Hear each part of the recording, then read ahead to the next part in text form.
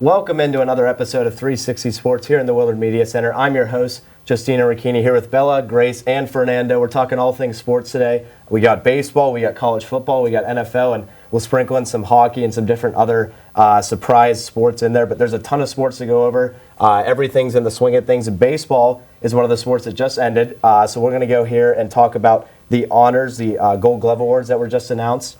I think it was, 2 weeks ago at this point, the Gold Glove Awards were announced. There was a lot of snubs, but there are a lot of, same picks from years past, so also Silver Sluggers. So what were your guys' thoughts on the selections? I honestly was pretty satisfied overall. I feel like the picks were chosen right. There's really nothing to just, no one was really snubbed, in my opinion. We'll get to that, but everyone on the list played so well. I know some athletes were not in the playoffs, but they still played well. It was pretty obvious. We got Aaron Judge, Soto, Bobby, Jose, Santander, Altuve, Vladdy, Ohtani, Mookie, Marte, Machado, Bryce, Lindor. The list goes on. Those are all the players that made their mark when it came to this season. And everyone had great batting averages, RBIs. Let's get to the snubbing. Like I said, I don't think anyone was snubbed, but I think Luis Reyes was, of the Padres, was probably snubbed the most, in my opinion. Mm-hmm. He reached 200 hits for the second straight season, batted over 300 for the fifth time in 6 years, and struck out less than any other player in the league. He also earned his third consecutive All-Star selection and secured his third straight batting title. And he also won 141 consecutive plate appearances without striking out, which was the longest streak in 20 years and the second longest in franchise history, behind Tony Gwynn, who won 170 in the appearances since 1995. Mookie obviously robbed him, but I love Mookie. I grew up with Mookie, so I think I'm pretty biased. But when it comes to professionalism, Luis Reyes is probably snubbed. Yeah, Reyes was definitely snubbed completely. I mean, I get it. Voter fatigue happens with this sort of stuff, but at the same time, when you bet over 320 for 3 straight years on 3 different teams, and like you mentioned, the strikeout percentage and the strikeout streak, that's something that if you don't win Silver Slugger every year, it's like a snub. Because he should be hitting 320 every year. That's voter fatigue. That happens all the time. It kind of makes sense they gave it to Mookie Betts just because of the World Series, I guess. So he's a great player. I don't know, Fernando, what are your thoughts? I think everyone who got awards deserved them, to be honest with you. One thing that caught my eye was I saw that 2 Rockies players won 2. Yeah, Brennan Doyle and Tovar. Won Golden Gloves. Last time I recall, aren't they irrelevant? They're irrelevant, but I think the main thing about them was they were good fielding this year. I think that was their big thing. They can't hit. They weren't hitting well this year. Well, their fielding must have been. I don't know. I didn't watch a lot of Rockies games, so you can't that's impressive to see. That's pretty shocking to find out when I first saw. And I'll say this about pitchers: how did Zach Wheeler not win over Chris Sale in this scenario? Chris Sale was he didn't come up clutch at the end of the season. I understand he's played really well at the beginning, but then Zach Wheeler just was consistent. But Chris Sale was just good in the first half, and in the second half he just fell off. And then I saw Seth Lugo won. Are we forgetting Tarek Skubal's name? Yeah. For God's sakes. He was the best player on the Detroit Tigers, and how the heck is he not winning this award? I have questions about how it comes to awards with pitchers, but overall, I think everyone deserved it at the end. Yeah, I don't know, when it comes down to that, how do you determine Gold Glove for pitchers? You know what I mean? Obviously the Cy Young's going to Skubal, but I don't know how you determine Gold Glove with pitchers. Maybe that's something that doesn't really. Or do you just give that to the second best pitcher? At this rate, I don't get it. Yeah, Grace, do you have anything burning for snubs? I don't have a lot. I agree with many of the people on the list. I would say that Ian Happ for National League left field for Gold Glove doesn't really make a lot of sense. I watched a lot of games at Wrigley this year, and I thought nothing special was happening in left field. So I think that Alvarez would have been a better pick. I also think that, as you said with the Rockies, I don't really know what's happening there with Doyle. I think that Pete Crow Armstrong with the Cubs would have been a better pick there. He had a great season. Yeah, rookie season, he really showed out in center field, some amazing catches and just quality work every game. But other than that, I'm pretty on board with the rest of these picks. Yeah, and we'll find out whenever the rest of the awards come out next week, because baseball takes forever. They drag it out. They make sure you wait for 5 months for who wins NL Rookie of the Year when that should be announced at the end of the year. I mean, yeah, they're the only sport that we all know it's forever. going to Paul Skeens. Like, you know what I was going to say, I'm looking like just announce it. Like the Pirates get something this year, which is nice. They get an NL Rookie of the Year finalist. Shout out to Yankees for winning so much. Yeah. Lewis Hill, Rookie of the Year. Yeah, there's going to be a lot of winning for them too with that award. But let's go into the college football playoff. We had a show earlier this week on Tuesday about the college football playoff. A lot of implications with that. The rankings came out on Tuesday. The playoff committee did snub a couple teams, but it wasn't really a snub whenever you watched the way Georgia played last week. They got absolutely steamrolled at Oxford, Mississippi against Ole Miss. So what are your guys' thoughts on this? Penn State ranked number 4 in the rankings. Is there anything that surprised you? For me, how the heck is Georgia ranked number 12? Yeah. This doesn't make sense to me. I understand they're a 2-loss team, but look at their schedule. They played Clemson. They played Alabama. They played Texas. They played Ole Miss. They played Kentucky, who at home is a really good team, let's be honest, and they beat Ole Miss. So this team is so good. They could easily have 4 losses right now, and they have gone 500 at that point in that daunting schedule. For me, I don't get how is Miami ranked over them? Miami is not a good team. They barely beat Virginia Tech. They should have lost that game, I'll be honest with you. They should have lost to Cal, too. They should have lost to Cal, and they lost to Georgia Tech, who I just saw Notre Dame destroyed them a couple weeks ago. Yeah. So, I don't get these rankings, to be honest with you.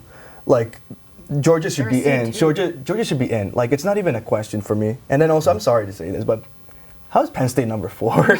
We don't have a good quality win, and and it used to be Illinois, but now they're not ranked anymore. And then, I'll be honest with you, Georgia plays Alabama, Georgia destroys us. I'm sorry to say it. Mm-hmm. So, they're better teams over us, to be honest with you. Yeah, I said that earlier. If the SEC comes to Beaver Stadium, it's not going to be pretty. It's not going to be pretty. I think Penn State would want to play more of a Notre Dame or Miami-led team if they wanted to make the playoff and had a home playoff game. Personally, for me, they might win that game for Penn State. But looking at, the rest of the picture, Texas and Penn State are something very interesting. I saw it on Twitter yesterday. Texas's strength of schedule is worse than Penn State by quite a bit.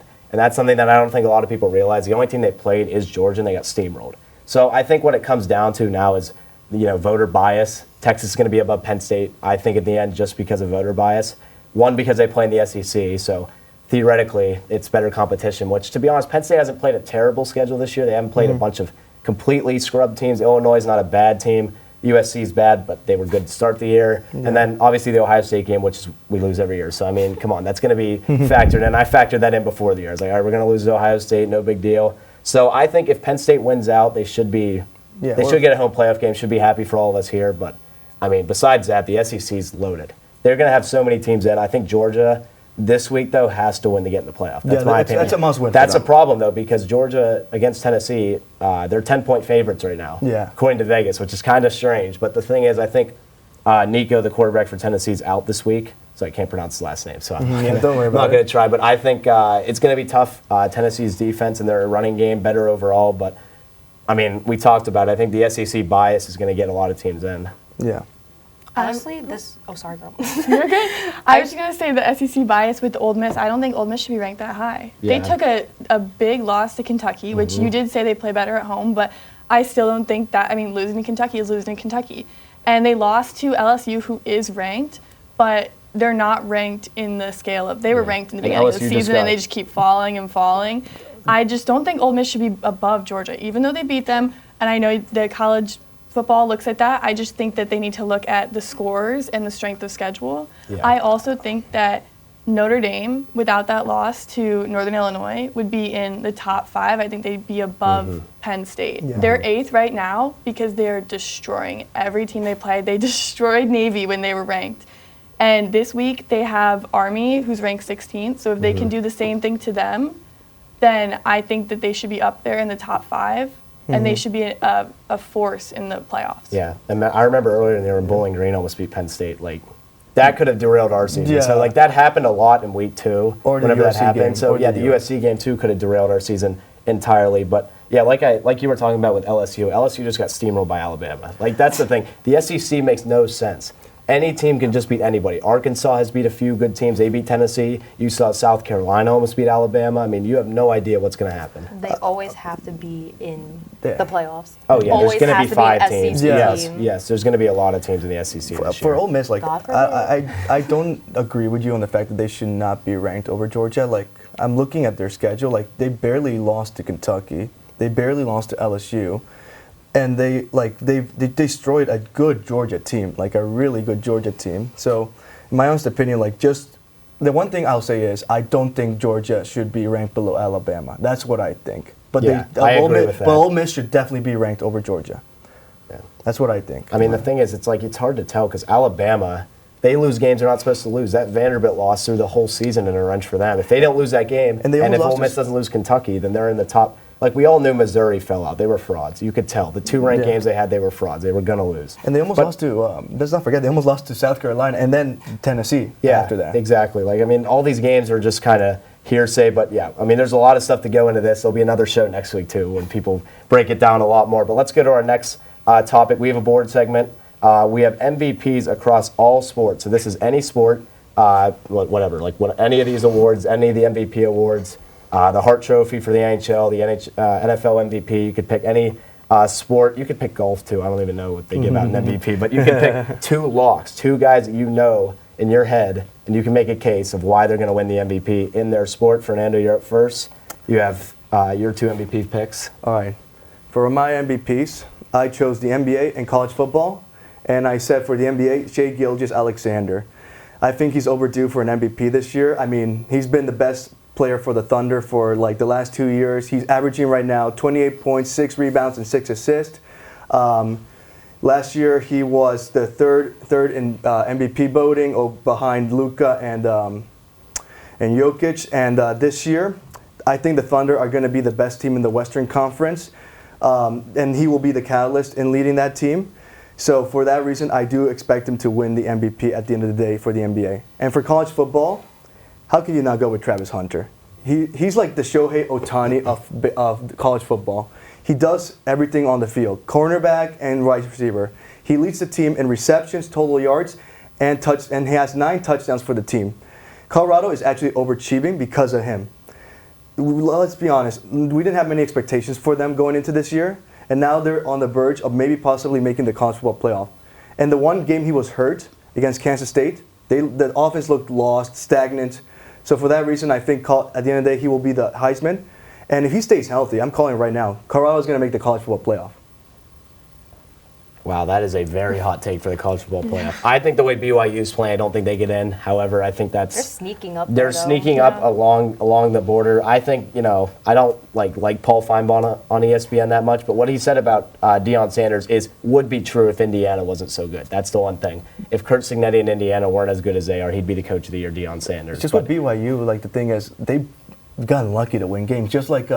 They have got lucky. And against Utah, they got away with a holding call, and that they would have won that game. Utah would have won that game if it wasn't for that holding call. So, I really think Colorado will win against BYU. Yeah. All right, Bella, you're up with your MVPs. Yes.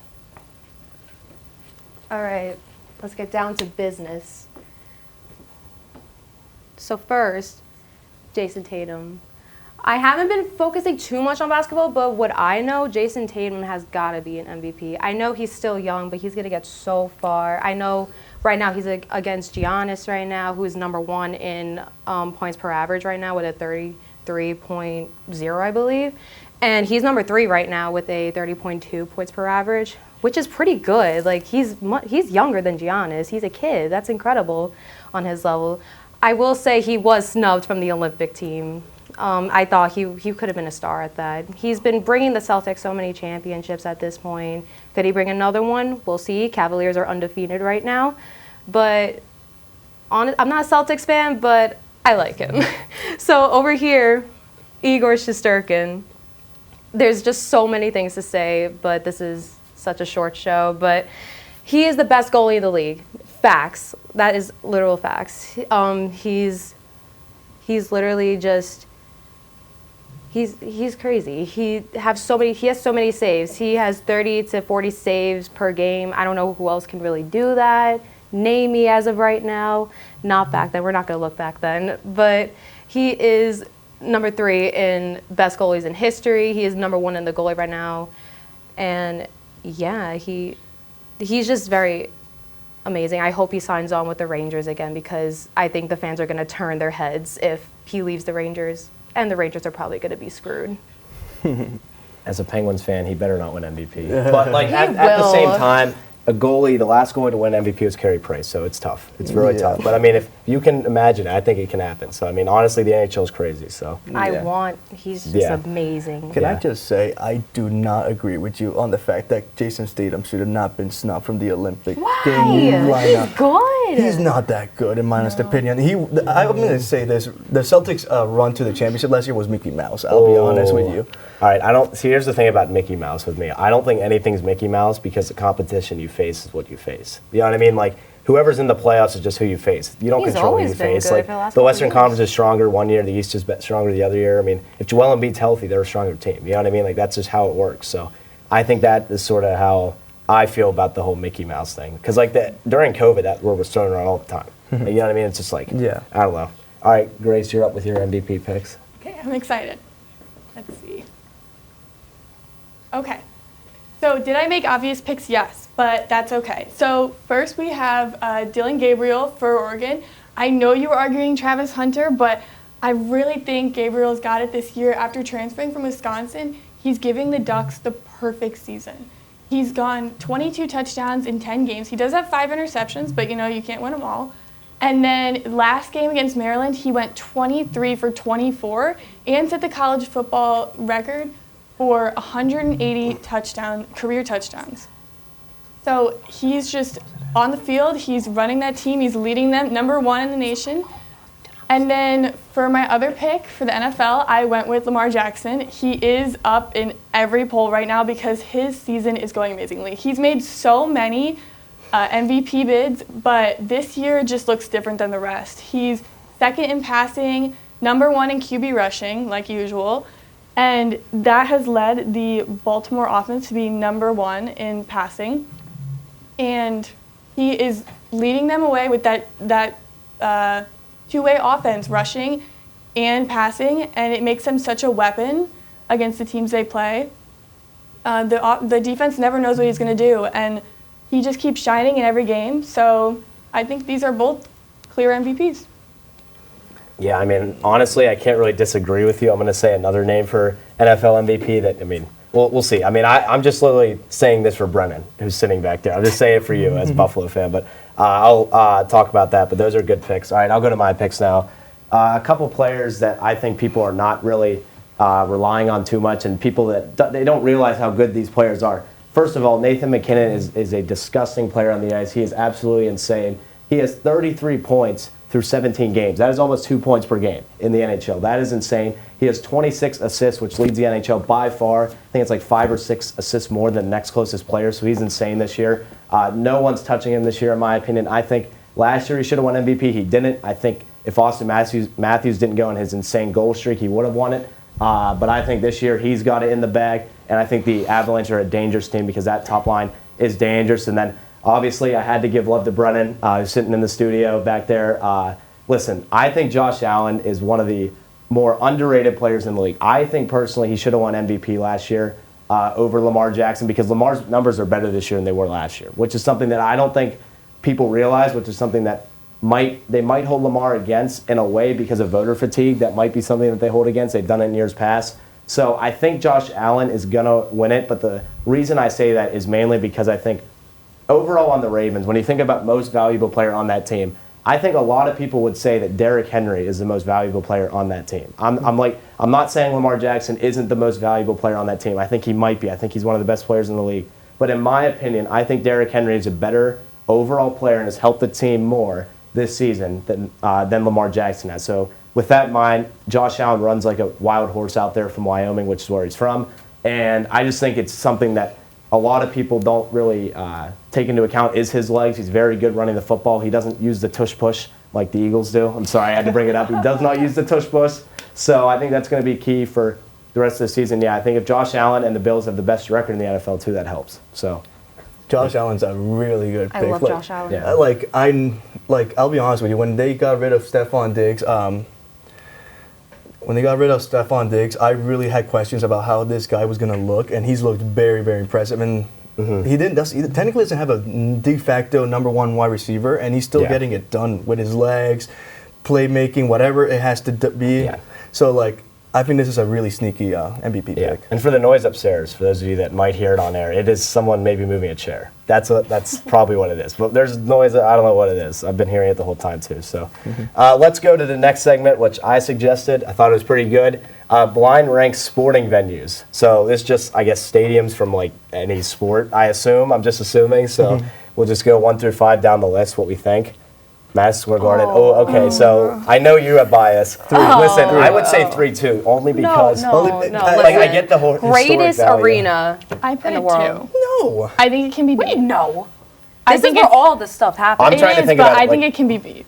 It can by be beat. who? It can be beat by Watch you guys be wrong. arenas. I mean, I feel like there's a better arena or stadium on this list. I always have this. We'll see. I always have this. I always have this presumption of. Let's say 2, just to be fair. I always have this assumption of the last picks are the best ones. So I'm wanting to see what the last ones are. Let's go with 2, but if we're wrong, we'll just blame them. If it's something from California, whatever. That's fair. But MSG's my number 1. We'll go to 2. We'll go to the next one. Yeah. We're historical. Okay, see, I'm biased, but the thing number is, 5. this is that's not... 5. Absolutely. That's 5. Like, all right, see, let me make my case for 4, okay? Like, listen, it's not a great arena. It's a dump whenever I go there most of the time. So not a lot of people go there anymore. Bad. Yeah, it smells pretty bad. Does it actually? depends. Yeah. Well, it smells bad. It depends on where you are. Like, if you're on, like, the ice level, it probably smells worse. If you're up top where I sit, it's not that bad. But, I mean, look at this environment. I mean, I've been to some of these games, like, it's got to go 4. I don't like the Penguins right now. They suck, but... If you put this at 5, I feel like there's a stadium like FedEx Field that's waiting for us. I don't think FedEx Field's waiting. FedEx Field is by far the worst. That's what I mean. Like, So 4? We could do 4. I say 5. I mean, 5 or 4? I'd go 5. All right, listen, I'll go 5. I'll say 5. say Just 5. because it's not the best stadium in Pittsburgh by 5 far. and It's 2 on not the very good. I absolutely agree. All right, let's go to the next one. Okay, see? It's a dome. I mean, I was gonna say something about this too. This might be the worst 4. stadium ever 4. created. That's Yeah, but definitely oh 4. my God! Like Yeah, if you the dome. let's say It's you a hit a dome. fly ball and it I don't like hits, the dome. like the top of the ceiling. That is No just one awful. wants a dome. That's what I mean. Like it It should should have been 5. It should have been 5. I mean, this. But Penguins could stay at 5. Also, this this structure is kind of weird. Like, you're in Florida. Why the heck do you need a roof? Yeah. Well, It's what's funny is sunny. the roof Yeah. is off now because of the hurricane. Yeah. So Yeah. like that's Well, something it's that actually also destroyed, like, like the the whole field. like they're moving to the Yankees like Springfield. Are they or actually? something. spring training field like full time. Yeah. For those of you that don't know, that's where they're moving. So Forgot about that. yeah, so this stadium sucks. There's no one there. They only fill the lower bill half the time. I remember for a Yeah, playoff that's game like 4. 2 years ago, they didn't even fill up the stadium, which was kind of bizarre. All right, let's I go to remember the next one one. Rays versus Yankees game. It was weird. Next one. All right, I'm next afraid one. that we're going to get Beaver Stadium. Okay, Oh. this feels like a solid 3. Okay, my Number bias 2. says 3. Well, we already picked 2, so it'd have to go 3 or 1. 3. We have 3 or 1. I'd say it goes 3. 3. It can't go 1 It can't go because, 1. but like the I don't problem really know is, anything well, we special. should get a good stadium at 1. I have a feeling it's going to be a bad one. Well, It's big. We'll put this at 3. Lambeau's good. It's a good environment. It's a historical venue as well. I'm Just like scared of MSG, West it's historical. Let's Yeah. You go guys are at gonna make 3. a mistake. Yeah, all right, let's go to 1. I hope This it's is our number 1. Oh, okay. You see, that should have been number 2. What the This heck? should not have been number 1. I told you. I told you. biased. This would be wrong. biased. I This told would be you biased all. if we choose it as number If it was 1. Beaver, would have been number If 1. it was yeah, that's Pagula, true. it would have been number 1. If it's Rick Hall, it would have been. Oh, Unless it's What? only Bieber. I'm sorry. Only Beaver. Okay, like Rangers. Beaver's good, but like, and this is not that good. Like in my opinion, like the BJC's like not. What have you Yeah. guys done? It's not like that. It's just like Should've been if like you go in 4. there, it's like PPG paints. That could be 2. It's similar It's to never MSG. filled as well. Yeah. It's like not that great. All right, we did all right. We did all right. Okay. We messed up Tropicana Field, I guess mainly. We but messed up could've- MSG and I think Beaver. number Wow. one Bryce should have been Jordan, number that one. was bad. I mean, we'll see. All right, let's go to our next segment. We have the Hot Take Central. So we got some hot takes that I'm sure some of you have. I'll just think about it on the fly. I'm trying to figure out what I'm going to say because I have a lot of stuff I could say. Yeah. So it's a frenzy show. So we have a bunch of sports to talk about. So who wants to go first with their hot take? Me. All right, you can go Okay. first. We'll just talk about it. Okay, so I was choosing between Juan Soto, who he's going to pick next, or if he's going to stay, or if the Chiefs are going to go to a 17-0 season, even though they're not playing good right now. Anyways, for the New Yorkers, I'm gonna go with the Juan Soto one. But I think the Yankees are going to spend every single dime on Juan Soto. After the season the Yankees had, they got to the World Series for the first time in, what? 2009. Yeah, they've been however many years, over a decade. When they beat the Phillies, sadly. He just came to the Yankees on fire. He got a silver slugging. He's great in the outfield. He's very much a very good hitter. I love him. I will not want to see him go. I'll be very sad. And yeah, I think every Yankees fan say the same thing. If he goes, I don't know if I could say they're screwed. They still have Aaron Judge, but postseason Aaron Judge. Not really. Yeah, listen, the 17-0 one was pretty good. That's a hot take. That might be the. Someone do it. If they beat the Bills, I think they could do it. I want the Bills to beat them. But I'm going to go with college football and say I'm going to say that Notre Dame will not make the college football playoff. No. Yes. What? Listen, I don't mind that. They're good. I'll tell you what. I'll tell you what. They're so good. As a Cowboys fan, this team reminds me of them. You're a Cowboys fan. Yeah, they just find ways to choke when the expectations are on them. You mean like Penn State? Right, Penn State football. They choke. But Notre Dame's another good. You gotta know where you are. Also, it's the same sort of school. They have two tough games coming up against Army and USC. They lost to a poor Northern Illinois team in week 2 at home. And like I said, don't be shocked if they lose to an Army or USC team. I wouldn't. I think they're going to lose to Army at the least. Maybe I would agree that when the spotlight is on them, Army is sneaky. Good. Like, I think they're a really good team. I don't think the committee is taking a lot of credit for them. So if Army beats Notre Dame, their season's over. Yeah. Army's the new champions. I would agree with that. My hot take is more lukewarm, but I would say that Indiana is severely overranked. I don't think they should be in 5th. I don't think they've played anyone. They're undefeated. So are a lot of little teams. I agree with They play nobody. Their best team was Michigan, who's 5-5, and we've seen them get in the top 25. destroyed by a bunch of people. They're not even in the top 25. Nope. So this week against Ohio State, that's their big game. That's the way they can prove themselves. But otherwise, I think that if they lose to Ohio State, even by a little bit, they should drop way down. They might get blown out. No, they might get blown out. Yeah, it'll be interesting to see that one. But I'll go with what you said about the Chiefs. I mean, they have voodoo magic. You know what I mean? Like something about that There's team is voodoo magic. Yeah. Taylor Swift, Travis Kelce, voodoo magic, or Andy Reid, voodoo magic. There's a NFL. spell. There's definitely a spell, and it's something that has kind of coated the rest of the NFL, which is also resulting in a lot of penalties against other teams. I don't like it. Yeah. I don't like how it's not her fault. It's the NFL's. Yeah, Why are you going by her? The refs win. Yeah, the refs like to win games. Let's go to the next segment here. It's the final one of the day. We got the Thursday Night Football preview. It's a good one once again. Last week we had Ravens-Bengals, which lived up to the billing. Great game. Fantasy-wise was incredible for Jamar Chase and others. And now we have a showdown in the NFC East. Two of the best teams, 7-win Commanders, 7-3, and 7-2 Eagles. I know you're an Eagles fan. What do you got for tonight? You said I'm a Cowboys fan. Oh, wait, yeah, you're a Cowboys fan. That's right. I forgot. That's crazy. I forgot. Why the heck would I be the Eagles fan? fan? Just insulted. But well, you hate the Eagles, but right? This is not me being a Eagles hater, but I really do think the Commanders will win today. This team, I understand the Eagles have the home field advantage, but this Commanders team has proven to me that they're for real. They have beaten good teams. They almost beat the Steelers despite Jalen Daniels having like an average game, and they're playing better. The defense is playing better than the Eagles. For the Eagles, I understand the record is good, but this team is so one-dimensional. They depend so much on Saquon. Like there's been you can see in games that like Saquon has been the one has bailed them out in wins, and I think like if you shut down the formula is easy. You shut down Saquon, you have a good chance of winning that game. So if the Commanders do that, they're gonna win this game. I mean, they shut down Saquon and the Giants, so. The Giants. That kind of happens all the time. I mean, this game, honestly, when you look at this matchup, honestly, the Eagles are coming in with the high. I hate Nick Sirianni. I think he's an overrated coach. I don't think he's doing everything to get fired, but he's not because the team's winning because Jalen Hurts and Saquon Barkley are carrying the Eagles. And then the Commanders, Jaden Daniels has been an incredible story this season. Dan Quinn's a coach no one thought would be that great right away. And, I mean, he's coached really well. I mean, he's coached really well. Cliff Kingsbury is, I think, the key with them, though, because I think their offense was unlocked. I'm going to pick the Eagles because I think that Daniels, as great as he is, their defense is just not good. They cannot stop the run, and that's what the Eagles can do. And they just lost Jonathan Allen, so even weaker now.